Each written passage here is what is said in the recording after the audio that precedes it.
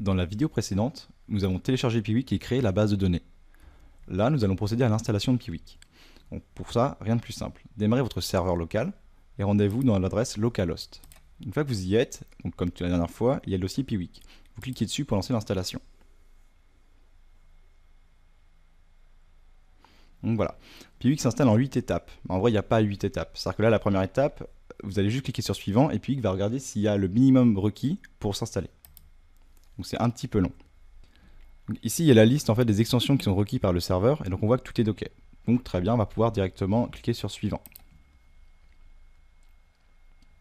Donc là, ce qu'on va faire, c'est lier en fait le Piwik à la base de données qu'on a créée tout à l'heure. Donc il faut savoir que 127.0.0.1, c'est également égal, c'est la même chose que si on écrit localhost. Voilà. Le compte utilisateur, c'est le compte root qu'on a rentré tout à l'heure dans PHPMyAdmin. Donc évidemment, le mot de passe, c'est le similaire. Donc moi, je n'avais pas de mot de passe, donc je ne rentre rien. Nom de la base de données, on avait écrit Piwik en minuscule. Le préfixe des tables, il va être très utile, mais nous, on va pas s'en servir cette fois-ci. Le préfixe des tables, globalement, c'est si on installe Piwik sur une base de données où il y a déjà quelque chose. Donc du coup, là, on laisse Piwik. Et ensuite, on a l'adaptateur. Il y a PDO MySQL, qui est un adaptateur de connexion à la base de données, qui utilise un protocole, on va dire, qui en gros, qui est fait pour le PHP orienté objet. Donc on va garder celui-ci puisque c'est, on va dire, le plus performant. Voilà, vous cliquez sur suivant. Et là, Piwik, directement, en fait, il va créer la base de données. Donc voilà, on peut voir que les tables ont été créées avec succès. Donc là, pareil, vous faites suivant. Donc là, on va créer le super utilisateur. Le super utilisateur, c'est l'utilisateur par défaut.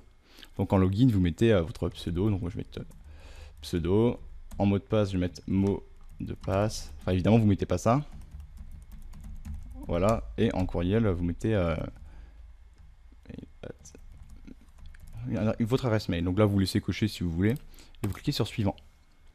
Donc là, on voit bien que ça a été enregistré avec succès. Et donc là, on va enregistrer le premier site, sachant que Piwik peut accueillir plusieurs sites. Donc là, vous mettez le nom de votre site, donc mon site. Et en URL, vous mettez l'URL de votre site.